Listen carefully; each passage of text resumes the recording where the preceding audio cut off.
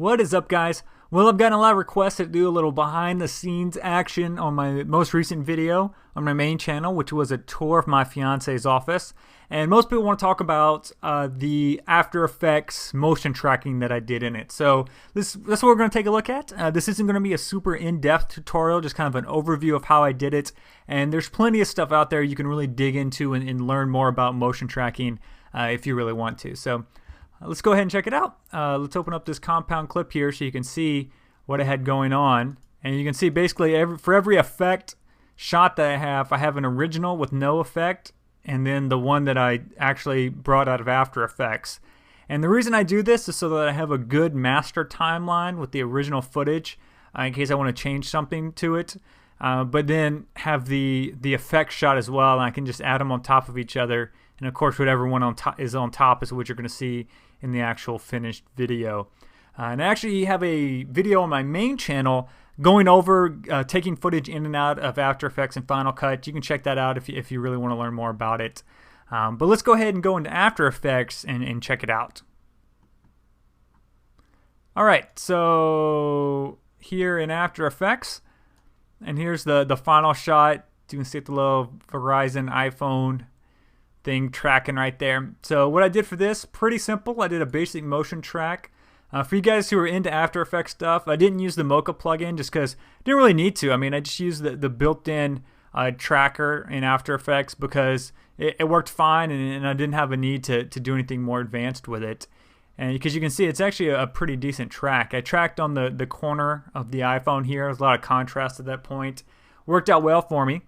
And then what I applied it to are these things called gadgets, which is actually from a collection called Top Secret. It's a fairly expensive template collection. I want to say it was around $150 or so, but it's really cool. It's got a lot of stuff in it, and like most After Effects templates you can buy, it's all customizable. So it's really designed to be kind of a jumping off point for you to use in your videos. And obviously I customized mine here by, I changed some of the effects going on in it and then added the text for whatever object it was on. And it was, once I did that, it was pretty easy just to apply that final composited gadget to my motion tracked video, and it looked pretty good. And then after that, it's just a matter of bringing it back into Final Cut. The only other things I did here dealing with After Effects, some of the shots have some little extra oomph to them. For example, this one right here, that sun you see over the iMac is not real.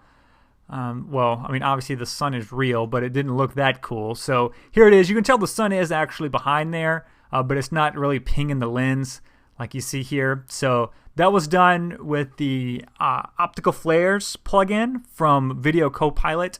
And I like it because it's kind of just a subtle change, and that's what I really like to see in effects like this, where if you weren't even looking for it, you wouldn't even really notice it, but it enhances the overall mood of the shot. So I really like that. And then finally, if we look at the final image here, I did some color grading as well, like I always do. So you can see that's what it looked like at first, and then after I did some grading, it looked like this.